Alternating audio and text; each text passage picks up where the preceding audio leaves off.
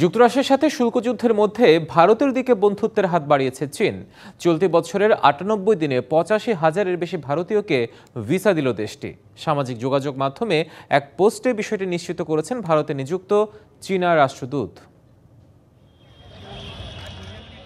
চলতি বছরের ১লা জানুয়ারি থেকে ৯ এপ্রিল পর্যন্ত ৮৫,০০০-এরও বেশি ভারতীয়কে ভিসা দিয়েছে চীন। ২০২৩ সালে যেখানে সারা বছরে ভিসা দেওয়া হয়েছিল ১,৮০,০০০ ভারতীয়কে।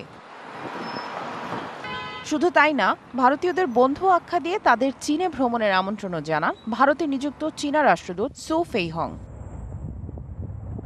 ভারতীয় নাগরিকদের জন্য ভিসা প্রক্রিয়া সহজ করে দিয়েছে চীন। কমানো হয়েছে ভিসা ফিও, নিতে হচ্ছে না অনলাইন অ্যাপয়েন্টমেন্ট। চীনের দূতাবাস বা কনসুলেটে গিয়ে সরাসরি ভিসার আবেদন জমা দেওয়া যাচ্ছে। বাতিল করা হয়েছে বায়োমেট্রিক তথ্য দেওয়ার বাধ্যবাধকতাও।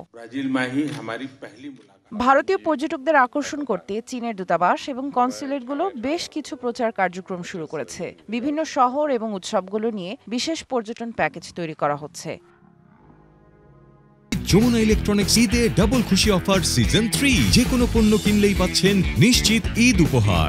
মার্কিন প্রেসিডেন্ট ডোনাল্ড ট্রাম্প দ্বিতীয় মেয়াদে দায়িত্ব নেয়ার পর বিভিন্ন দেশের ওপর শুল্ক আরোপ করেন। বেশিরভাগ দেশের জন্যই তা সাময়িকভাবে স্থগিত রাখা হলেও চীনের ক্ষেত্রে উল্টো ধাপে ধাপে শুল্কের পরিমাণ বাড়িয়ে ২৪৫% করা হয়।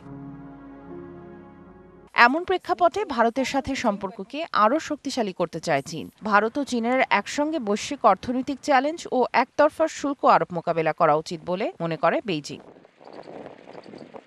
চীন ও ভারতের মধ্যে সীমান্ত ইস্যুতে উত্তেজনা থাকলেও বেইজিংয়ের ভিসা ছাড়ের উদ্যোগকে দুই দেশের সাধারণ মানুষের মধ্যে পারস্পরিক আস্থা তৈরির কৌশল হিসেবে দেখা হচ্ছে।